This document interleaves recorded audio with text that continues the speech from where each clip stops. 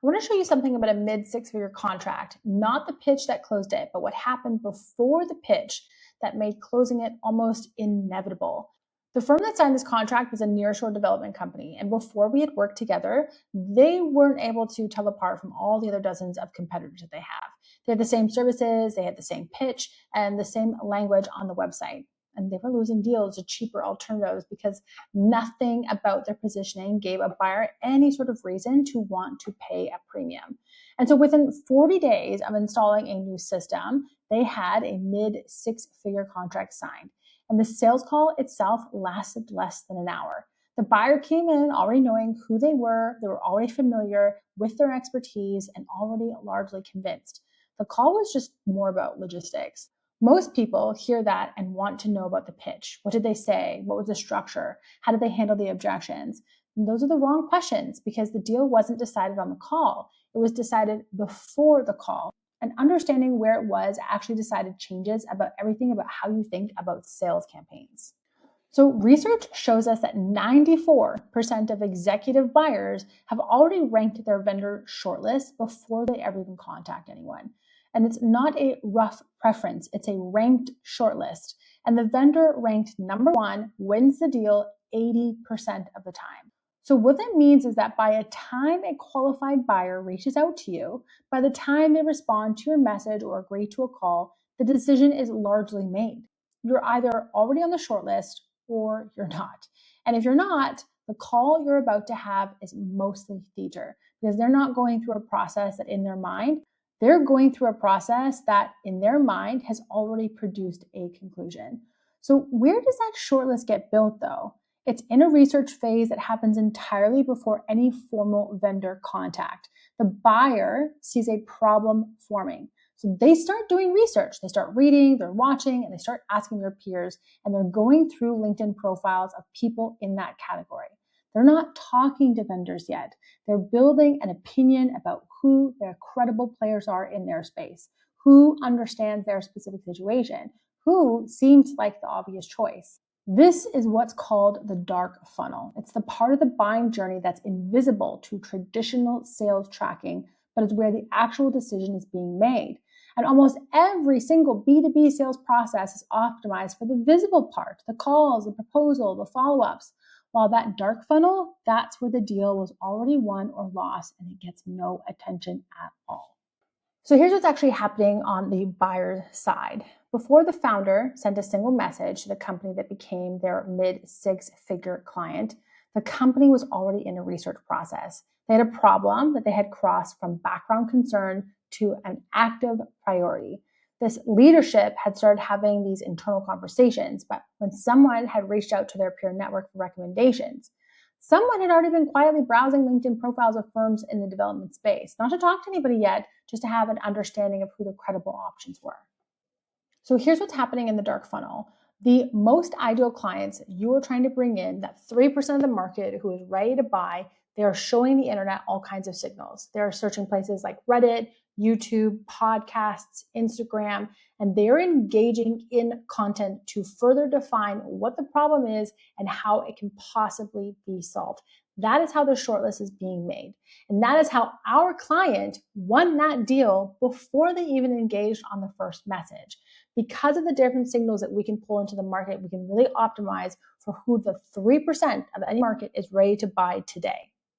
So there's a little bit of a buyer's journey that you have to understand. So the first is the buyer recognizes that there's a current problem, there's a need, there is a pain that is currently happening. Then they start seeking out from their peers, from their network, and they're looking for recommendations. That's how a lot of referrals come in. But if you're not on that list and they don't know who you are, how do you ever reach that level of their network? And then there's this internal talk that happens. So the team discusses, they look at options, and they look at priorities.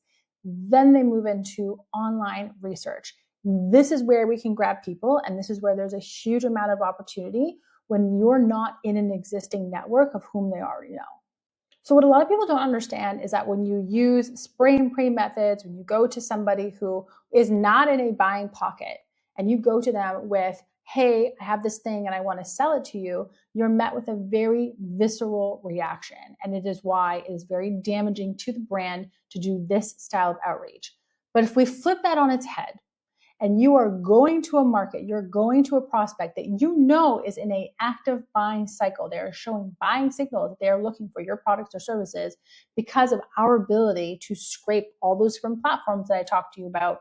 This is a very, very different way in which to do your outreach. So if we look at first the problem crossed to active priority. So when their leadership began having these internal conversations and they start talking to their network and they start doing research, this is where the shortlist starts to form. So when you outreach to an executive that you know was actively engaging on podcasts, Reddit, Instagram, LinkedIn, they're actively engaging around content about the very product or service that you have and the problems that they're trying to solve for, don't you think they're going to be a little bit more receptive to your message?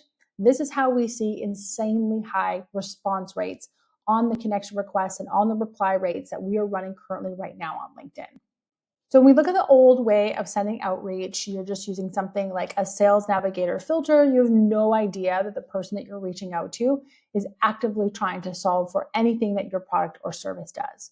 Versus the new way, when we have a signal that is detected, we have automations set up that can see that somebody at this company, at this level, at matching this exact filter, was engaging around the very products and services that you offer. That is who the outreach needs to go out to. So it's not about high volume, high amounts of messaging. It's about very, very targeted campaigns that are very specific to the problems that you know how to solve.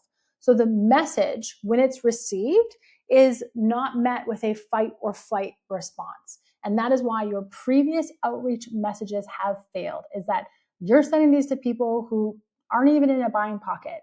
So what they'll do is they'll either file you away in that I just never need to pay attention to this person, or they might go, okay, well, maybe I might need this down the road, but they're not going to remember you. They're not going to file you away as somebody who's part of that short list that you want to be on. So part of the theatrics that I talked about before is when you're not on this short list and you're having a sales conversation with these companies and you're not one of the number one or number two spots that they're possibly considering, it's really just theatrics. They're just trying to get a price out of you. But no price is really going to be able to trump the already decision that they have made in their mind because of the amount of research of what is they put into as to the types of solutions that they are looking for. So this is why it's so important to show up during the research phase and not after it. That you are really trying to solve for, how do I get put into when the research window opens, before they start talking to all the different various vendors, as they're going in and they're researching and they're talking internally to their teams and to their network. How do I ensure that my company becomes a part of that conversation to end up on that list? So when my client came to me and he said, hey, Kara, we have a client that has a signed contract for $336,000. We're now looking for developers. Something is working and we're seeing it move. And that is because we were able to insert them during the research phase, not after it, not a foresight afterwards, because we picked up on a signal and we were able to insert that company as the signal was picked up on. So if you're ready to show up on a short list, this is for companies who are doing a minimum $500,000 in annual recurring revenue.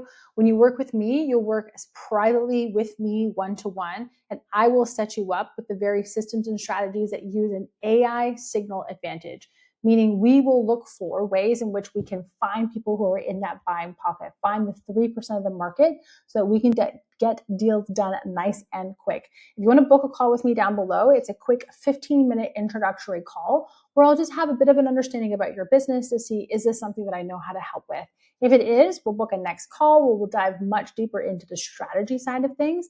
But I just want to make sure that your offer and your business is set up for something that I know how to succeed on, because we do work on a performance basis, meaning we only look to have our hard costs covered, and then we'll just take a percentage of the revenue that is generated from the deals we help you bring in.